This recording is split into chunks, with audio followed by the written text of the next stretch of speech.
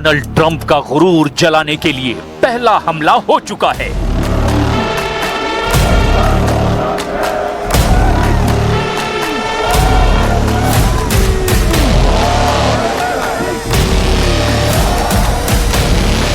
Missile fire करेगा Iran और ये चिंगारी पूरे पश्चिम एशिया को राख बना देगी।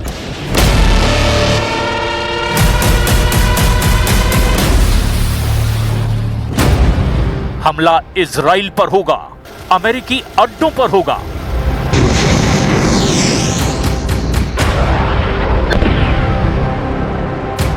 जो मिसाइलें दुनिया ने तेल अवीव और हाइफा पर गिरती हुई देखी थीं, वो अब खाड़ी देशों पर तानी जा चुकी हैं। ईरान के पास 8 देशों की लिस्ट तैयार है। Qatar, UAE, Saudi Arabia, Jordan, Iraq, Oman, Kuwait, Bahrain, हर अड्डे को जलाने के लिए बेकरार है ईरान। ईरान के कमांडर अब वो करने जा रहे हैं जिसके बारे में ट्रंप और नेतन्याहू ने सोचा भी नहीं था। दुनिया का सबसे ताकतवर देश जंगी बेड़ा कितना भी बड़ा क्यों ना हो, वो घुटने जरूर टेकेगा। इसका वायदा खामनेई ईरान से कर रहे हैं। البته این رو هم آمریکایی‌ها بدونن که اگر این دفعه جنگی را بندازن این جنگ منطقه‌ای خواهد. ऐलान ईरान कर रहा है, काम तमाम तुर्की करेगा। इसका मैसेज तेहरान भी दे रहा है और इस्तांबुल भी बता रहा है कि ट्रंप और नेतन्याहू दोनों का खेल खत्म होने जा रहा है। ईरान अब गाजा में हर धमाके का बदला लेगा। गाजा में अब भी लड़ रहे हमास का बदला लेगा। इजराइल जिस जमीन के नीचे अब भी सुरंग तलाश रहा है, अब ईरान बता रहा है कि इजराइल के अंडरग्राउंड होने का वक्त आ चुका है। दुनिया का फोकस ईरान पर है, फारस की खाड़ी पर है और अरब सागर पर है, लेकिन बहुत करीब सुलग रहा है एक और युद्ध। पाकिस्तान ने बलूचिस्तान में ऑपरेशन क्लीन शुरू कर दिया है। बलूच लड़ाकों से मार खाने के बाद पाकिस्तान में हड़कंप मचा है। 17 सुरक्षा कर्मियों की मौत के बाद जनरल मुनीर ले रहे हैं बदला। 145 बलूच लड़ाकों को खत्म कर दिया गया है। ईरान और आसपास हाहाकार मचा है, लेकिन जो शोले ट्रंप तेहरान में भड़काना चाहते हैं, उसकी लपटें अब तुर्की तक पहुंच चुकी हैं। अगले 24 घंटे में ईरान और अमेरिका के युद्ध पर बड़े फैसले का इंतजार है। सवाल है, पहला इशारा कौन करेगा, डोनाल्ड ट्रंप या फिर अली खामनेई?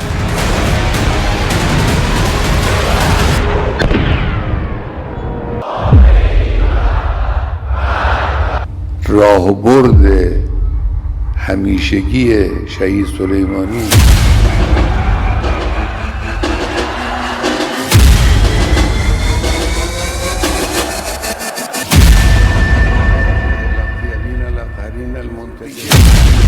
खामनेई का ऐलान और पूरे पश्चिम एशिया में बजने लगा सायरन। यूएई के चकाचौंध वाले शहर दुबई में सायरन, कतर की राजधानी दोहा में सायरन, पश्चिम एशिया में अमेरिका के सबसे बड़े बेस अल उदैद पर बजा सायरन। ओमान हुआ अलर्ट, बहरीन में अमेरिकी नौसेना के अड्डों पर बजा सायरन। इराक में भी कुछ तो होने वाला है, राजधानी बगदाद के ग्रीन जोन में बजा सायरन। कुवैत में अमेरिका के 3 अड्डों पर कोहराम, जॉर्डन में अर्जाक मिलिट्री बेस पर बजा सायरन। अलर्ट हुआ सऊदी अरब, रियाद से लेकर अमेरिकी अड्डे वाले प्रिंस सुल्तान एयरबेस पर बजा सायरन।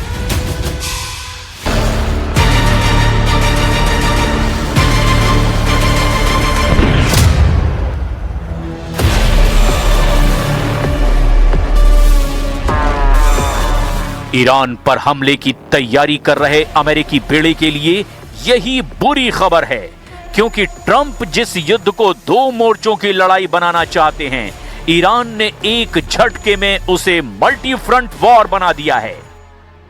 ईरान का एजेंडा बिल्कुल साफ है, युद्ध हुआ तो अमेरिका की नौसेना पर वार नहीं करेंगे।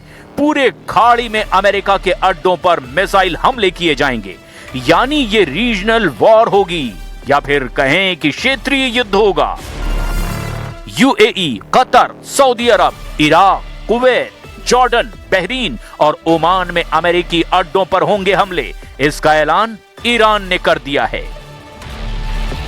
البته این رو هم آمریکایی‌ها بدونن که اگر این دفعه جنگی رو بندازن این جنگ منطقه‌ای خواهد.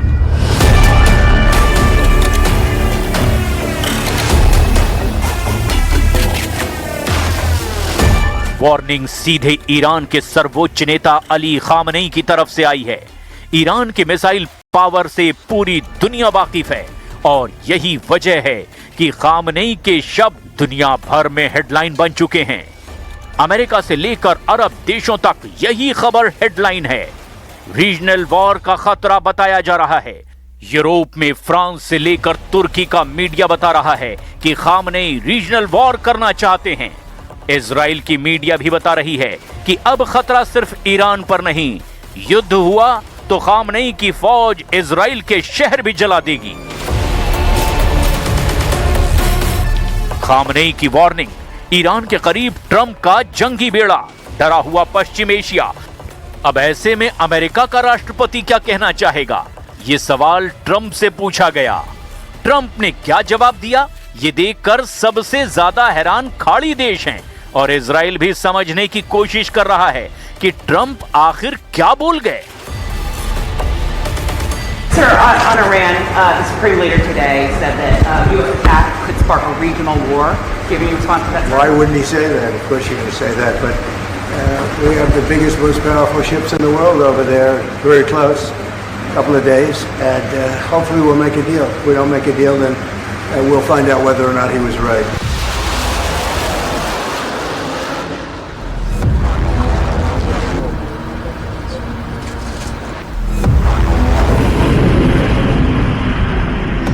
ईरान से टकराने के लिए जब अमेरिका के जंगी जहाज आगे बढ़ रहे हैं, तब ट्रंप का आत्मविश्वास थोड़ा सा डगमगाया हुआ भी नजर आ रहा है।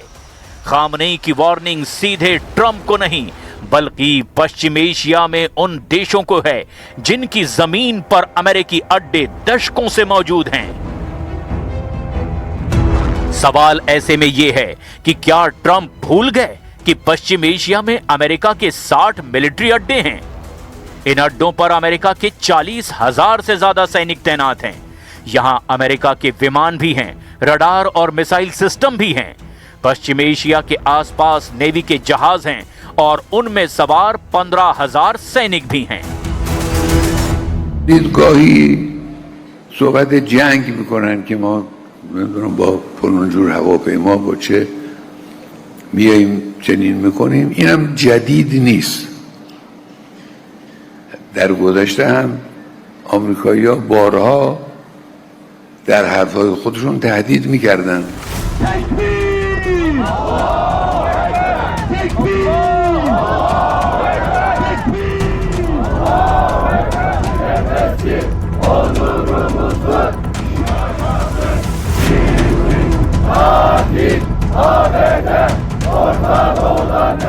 खामनेई के तेवरों ने ट्रंप के दुश्मनों का जोश हाई कर दिया है।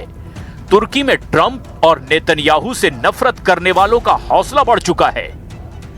इस्तांबुल में अमेरिका के वाणिज्य दूतावास के बाहर ये प्रदर्शन देखिए और समझिए कि अगर ये जंग क्षेत्रीय युद्ध में तब्दील हुई तो अमेरिका और इजराइल के खिलाफ सिर्फ ईरान मोर्चा नहीं बनेगा, बल्कि तुर्की के राष्ट्रपति रेजिप तैयब एर्दोआन कह चुके हैं कि वो ईरान पर हमला बर्दाश्त नहीं करेंगे।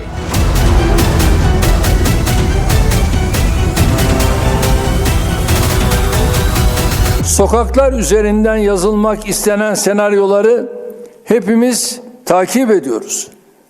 Diyaloğu ve diplomasiyi önceleyen ince bir siyasetle İranlı kardeşlerimiz tuzaklarla dolu bu dönemi inşallah geride bırakacaklarına inanıyoruz. Biz barışı ve istikrarı merkeze alan dış politikamızla bölgemizi belirsizliğe sürükleme riski olan her türlü girişimin karşısında durmayı sürdüreceğiz. इन सब के बीच Israel ने Gaza में तेज धमाके शुरू कर दिए हैं। अक्टूबर 2025 में सीज फायर के बाद से इजराइल के गाजा पर हमले लगातार जारी हैं और इनमें 500 से ज्यादा लोगों की जान भी जा चुकी है। एक सुरंग का वीडियो जारी करके इजराइल ने दावा किया कि हमास से उसकी लड़ाई जारी है। खान यूनिस इलाके में मिली इस सुरंग में कई हथियार बरामद किए गए, यानी हमास लगातार एक्टिव है। गाजा में ऐसी सैकड़ों सुरंगें हैं जिनके बारे में इजराइल को अब तक पता ही नहीं चला है, ना ही हमास पूरी तरह से खत्म हुआ है। इसमें कोई शक नहीं कि अगर ईरान और अमेरिका का युद्ध शुरू होता है तो उसमें इजराइल भी जलेगा। ये वार्निंग ईरान के कमांडर बार बार दे रहे हैं। ऐसे में आसपास लेबनान और यमन भी नए फ्रंट बन जाएंगे। तब ट्रंप क्या करेंगे? खाड़ी देशों में अपनी सेना और मिलिट्री अड्डों को बचाएंगे या फिर यमन और लेबनान के खिलाफ मोर्चा खोलकर इजराइल की हिफाजत में जुट जाएंगे?